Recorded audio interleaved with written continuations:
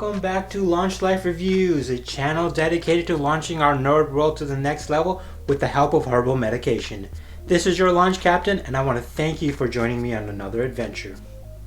In today's video, we will be reviewing the manga series, The Drifting Classroom.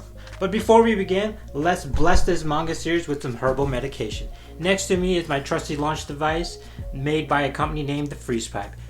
To use this device, we simply freeze the glycerin coil by placing this device into the freezer for about an hour or so. So when the medicine passes through the frozen coil, it instantly cools, resulting in an ice cool, smooth launch. Let's launch. Now that the manga has been blessed, let's get into the review. So, The Drifting Classroom is a manga series written and drawn by Kazuo Umezu. I'm probably pronouncing that incorrectly, so I apologize. The series was originally published from 1972 to 1974, and I would classify this manga in the horror and supernatural genre. The entire story of The Drifting Classroom is collected within these 3 books. The Drifting Classroom is about how an entire school, the students and staff included, completely vanished into a parallel timeline.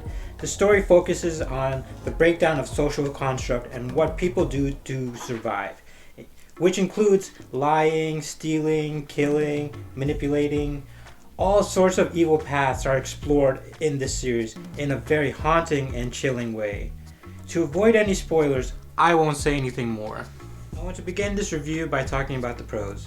I love the physical aesthetic of the book. The story is divided into 3 volumes with 3 distinct colors: red, orange, and yellow. The reason why each book changes in color and becomes lighter in tone is symbolic. And to avoid any spoilers, I'll simply say the lighter shade in tone is due to the increased levels of hope our protagonists feel by the end of each volume. Also, after reading the series, I have a much better appreciation of the wraparound image we can see in each book. The image in each book is a critical event that occurred within the volume. Point being, for any manga collector, this will look fantastic on the bookshelf. Furthermore, since this book is hardcover, there's very little gutter loss. What I mean by gutter loss is, see how on this page we don't lose too much of the artwork? And throughout the volume, since the page is wide enough and since we can stretch the spine out, the panels usually never get caught in the edge of the paper, which is fabulous because the artwork in this series is phenomenal. Since this is a horror manga, and some of the supernatural entities that the characters encounter are very beautifully drawn. They certainly gave me chills. Not only is the artwork great, but the story is captivating too. Seeing how people react to their circumstances when no social rules are upheld is very disturbing. The story is fascinating, and it's a pragmatic look into the human psyche. And I can't recommend this story enough. It's really good.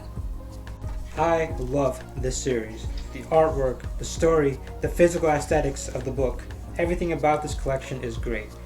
However, to create a balanced review and perspective, I will say the one con I have of this horror manga is by the 3rd volume, the story seemed to drag on a bit. So much horror has happened to the characters in the first 2 volumes that by the 3rd volume, the fact that the characters are still in constant chaos feels a little repetitive.